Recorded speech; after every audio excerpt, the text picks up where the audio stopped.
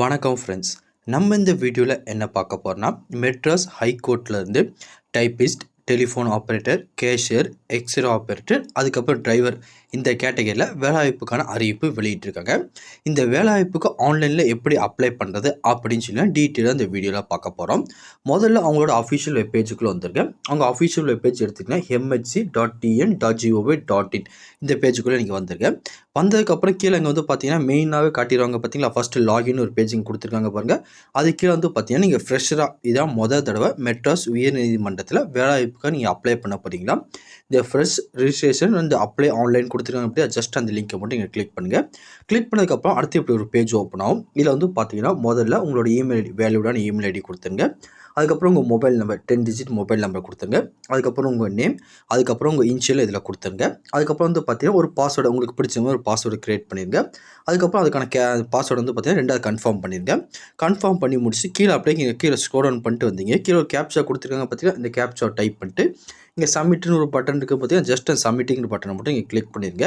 நீங்கள் கிளிக் பண்ணதுக்கப்புறம் இதில் ஃபஸ்ட்டில் உங்கள் ரிஜிஸ்ட்ரேஷன் ஸ்டெப் வந்து பார்த்தீங்கன்னா கம்ப்ளீட் ஆயிரும். அதுக்கப்புறம் நிறைய பேர் லாஸ்ட் இயர் அப்ளை பண்ணியிருப்பீங்க. உங்களுக்கான இதுக்கான பாஸ்வேர்டு மறந்து போயிருக்கும்.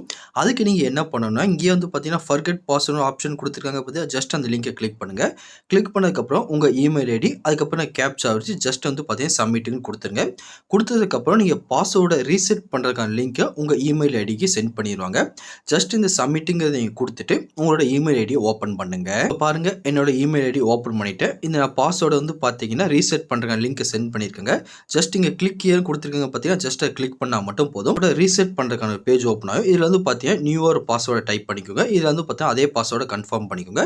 பண்ணிட்டு சப்மிட்னு மட்டும் கொடுத்தா மட்டும் போதும். உங்கள் பாஸ்வேர்டு வந்து பார்த்தீங்கன்னா ஈஸியாகவே ரீசெட் ஆயிடும். ஒன்ஸ் உங்களுக்கு பாஸ்வேர்டு தெரியல, இந்த மெத்தட் மூலியமாக நீங்கள் ஈஸியாகவே ரீசெட் பண்ணிக்கலாம். ஹோம் பேஜுக்கு இப்படி தான் வரும். எந்த ஒரு பாப்பப் எதுவுமே உங்களுக்கு காட்ட மாட்டாங்க.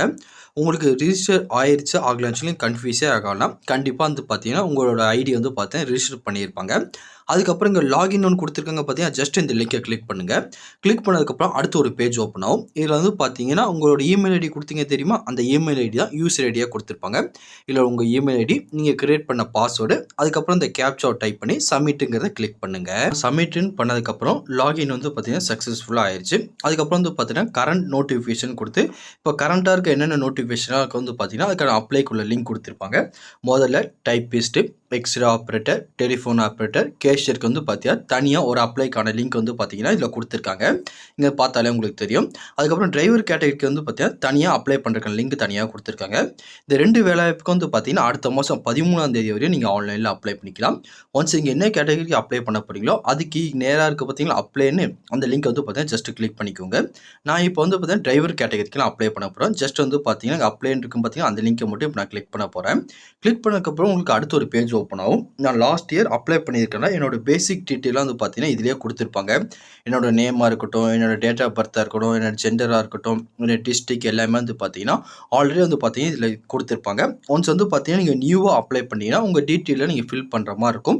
ஆல்ரெடி நீங்கள் அப்ளை பண்ணியிருந்தீங்கன்னா உங்களோட டீட்டெயில் எல்லாமே கரெக்டாக இருக்கான்னு சொல்லி கொஞ்சம் அப்படியே செக் பண்ணிட்டு கீழே ஸ்க்ரோல் டவுன் பண்ணிட்டே வாங்க.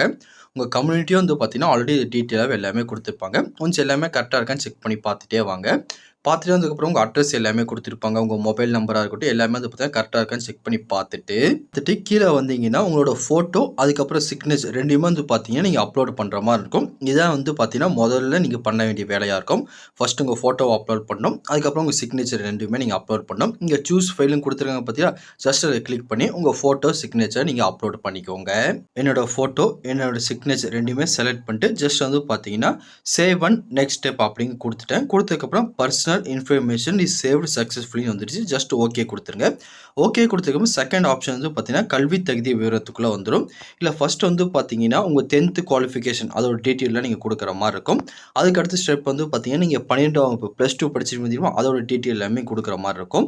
அதுக்கப்புறம் வந்து பார்த்தீங்கன்னா கிராஜுவேஷன், நீங்கள் கிராஜுவேஷன் குவாலிஃபிகேஷனுக்கு அப்ளை பண்ணுறதா இருந்தால் கொடுக்கலாம், இல்லைனா கொடுக்கணும் அவசியம் கிடையாது. இது இப்போ வந்து பார்த்தீங்கன்னா அடிஷ்னல் குவாலிஃபிகேஷன், இதை வந்து பார்த்தீங்கன்னா நீங்கள் போஸ்ட் கிராஜுவேட், அண்டர் கிராஜுவேட் அந்த மாதிரி இது முடிச்சிருந்தீங்கன்னா கொடுத்துக்கோங்க, இல்லைனா வேண்டாம். அதுக்கப்புறம் வந்து பார்த்தீங்கன்னா தமிழ் லாங்குவேஜ் உங்களுக்கு பேச தெரியுமா, படிக்க தெரியுமா, எழுத தெரியுமான்னு கேட்டுப்பாங்க. உங்களுக்கு எதெல்லாம் தெரியுமோ அதெல்லாம் வந்து பார்த்தீங்கன்னா மென்ஷன் பண்ணிக்கோங்க. அதே மாதிரி வந்து பார்த்தீங்கன்னா இங்கிலீஷ் உங்களுக்கு பேச படிக்க தெரியுமா அப்படின்னு கேட்டிருப்பாங்க. உங்களுக்கு எந்த மாதிரி தெரியுமோ அதை வந்து பார்த்தீங்கன்னா நீங்கள் செலக்ட் பண்ணிக்கோங்க. இது போக வந்து பார்த்தீங்கன்னா வேறு ஏதாச்சும் லாங்குவேஜ் உங்களுக்கு தெரியுமா அப்படின்னு கேட்டிருக்கோங்க. இருந்துன்னா செலக்ட் பண்ணிக்கோங்க, இல்லைனா விட்டுருங்க, கட்டாயம் கிடையாது. அதுக்கப்புறம் வந்து பார்த்தீங்கன்னா, டெக்னிக்கல் குவாலிஃபிகேஷன் இதில வந்து பார்த்தீங்கன்னா, நீங்க டைப்பிஸ்ட்டுக்கு அப்ளை பண்ணீங்கன்னா, கண்டிப்பா வந்து பார்த்தீங்கன்னா, இந்த காலத்தில நீங்க வந்து பார்த்தீங்கன்னா, டெக்னிக்கல் குவாலிஃபிகேஷன் குடுத்து தான் ஆகணும். அப்படி இல்ல நீங்க வேற ஏதாச்சும் கேட்டகரிக்கு அப்ளை பண்றீங்கன்னா, இது குடுக்கணும்னு அவசியம் கிடையாது. இல்ல நோன்னு நீங்க குடுத்துக்கலாம். அதே மாரி வந்து பார்த்தீங்கன்னா, டைப்பிஸ்ட்டுக்கு அப்ளை பண்றதாக உங்களுக்கு வந்து பார்த்தீங்கன்னா, ஷார்ட் ஹேண்ட் சுருக்க எழுத்தும் கண்டிப்பா குடுத்தாகணும். அப்படி நீங்க அப்ளை பண்ணலனா நோங்கிறது குடுத்துக்கோங்க. அதுக்கப்புறம் வந்து பார்த்தீங்கன்னா, நீங்க கணினியில் அலுவலக பயன்பாடு தொடர்பான படிப்பு தேர்ச்சி பெற்றிருக்கீங்களா? அப்படின்னு கேட்பாங்க.